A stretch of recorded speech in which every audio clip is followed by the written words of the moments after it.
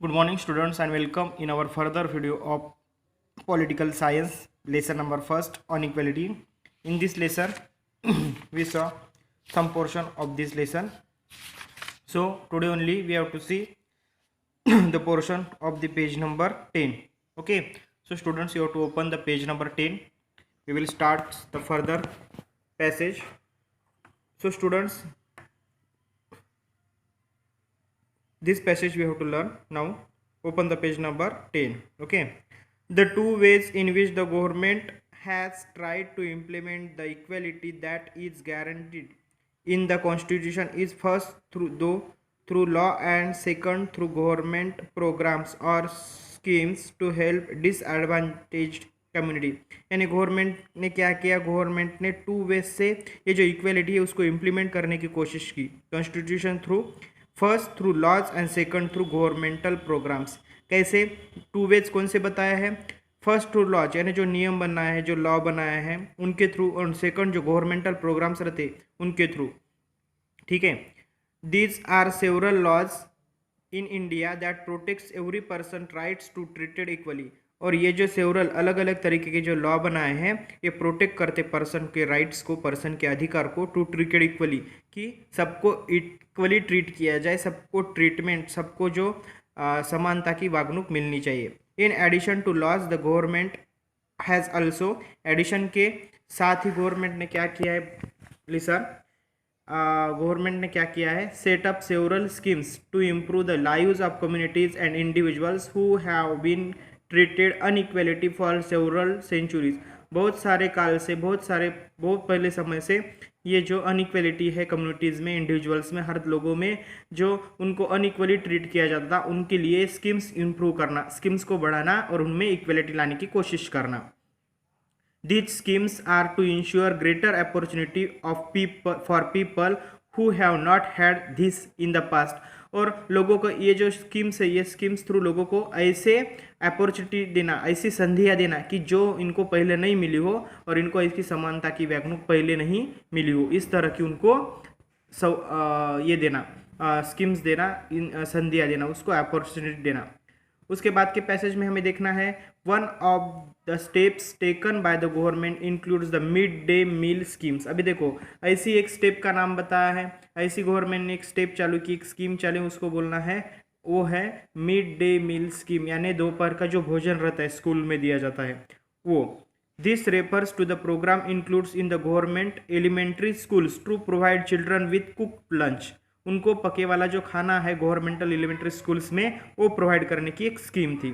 तमिलनाडु में पहले स्टार्ट हुआ. Tamil Nadu was the first state of in India to introduce this schemes and in 2001 में क्या हुआ, तमिलनाडु में ये स्कीम स्टार्ट हुई. क्या mid day meal scheme start हुई. The supreme court asked all the states governments to begin this programme in their schools within 6 months. और जैसे ही तमिलनाडु स्टेट में फर्स्ट ये जो स्कीम है स्टार्ट हुई, वैसे ही सुप्रीम कोर्ट ने आदेश दे दिए सब स्टेट्स को कि आपको भी 6 महीने के अंदर अंदर आपको भी ये स्कीम अपने अपने स्कूलों में, अपने अपने स्टेट वाइज, डिस्ट्रिक्ट वाइज आपके अपने स्कूलों में ये स्कीम स्टार्ट करना. This programme has had many positive effect. इसके बहुत अच्छे पॉजिटिव इफेक्ट्स गिरे, बहुत सकारात्मक इफेक्ट गिरे उसके. This includes the fact that more poor children have begun enrolling and regularly attending school. जो भी ये इसकी फैक्ट क्या हुई थी, ये इसका जो परिणाम है ये अच्छा हो गया. क्या हो गया कि जो पुअर चिल्ड्रंस थे, गरीब लोग के खाना नहीं मिलता था, वो क्या कर रहे थे, बिगिन इनरोलिंग, यानी क्लास में उनका जो रेगुलरिटी वो बढ़ गई, रेगुलर आने लगे, स्कूल अटेंड करने लगे. Teachers reported that earlier children would often go to home for lunch and they not return to school, but now with the midday meal being provided in school their attendance has improved. यानी पहले teachers का भी ऐसा कहना था कि पहले बच्चे घर पे जाते थे दोपहर में खाना खाने के लिए, बाद में वापस आते ही नहीं थे. लेकिन जैसे ही ये स्कीम स्टार्ट हुई, मिड डे मील की स्कीम स्टार्ट हुई, तब से बच्चे घर पे भी न जाकर यहाँ ही रुकने लगे हैं स्कूल में. यानी पूरा होल डे वो क्या कर रहे हैं, स्कूल रेगुलरली अटेंड कर रहे हैं. Their mothers who earlier had to interpret their work to feed their children at home during the day now no longer need to do so. जो मदर्स थे अर्लियर उनको क्या करना पड़ता था, घर पे खाना पका के ये चिल्ड्रंस को दोपहर का भी खिलाना पड़ता था, ये जो टाइम था उनका वो अभी उसकी ज़रूरत नहीं गिर रही थी. This programme has also help reduce the caste prejudice because both lower and upper caste children in the school ate this meal together.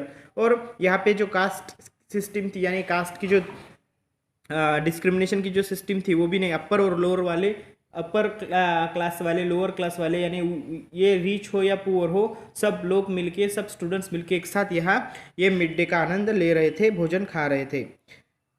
After that quite few places Dalit women have been employed to cook the meal. और क्या हुआ, दलित जो woman थे उनको भी employ मिल गया, उनको भी रोजगार मिल गया. क्या कि ये जो मिड डे मील रहता वो मील को कुक करना, दोपहर के लिए खाना तैयार करके रखना था, इसके लिए दलित जो वुमेन्स थी उनको भी एम्प्लॉय रोजगार मिलने लगा. ये भी अच्छी बात हुई. The mid day meal programme also helps to reduce the hunger of the poor students who often come to school and can not concentrate because their stomach are empty. देखो मिड डे मील प्रोग्राम्स से बहुत अच्छे फ़ायदे हुए, बहुत positive बातें हो गई है. कैसे, मिड डे प्रोग्राम की वजह से स्टूडेंट्स रेगुलरली अटेंड कर रहे स्कूल में, उसके बाद जो पुअर पीपल उनको खाना मिल रहा था, उसके बाद जो भी दलित वुमेन्स थे उनको एम्प्लॉय मिल रहा था, रोजगार मिल रहा था. और उसके बाद वाली बात जो है, जो बच्चे स्टूडेंट्स जो पुअर स्टूडेंट्स रहते सुबह खाना खा के भी नहीं आए समझो, तो उनके जो एम्प्टी स्टमक है वो पे नहीं, अटेंडेंस अपना कॉन्सेंट्रेट नहीं कर सकते थे. they can't able to pay concentration towards the teachers or education.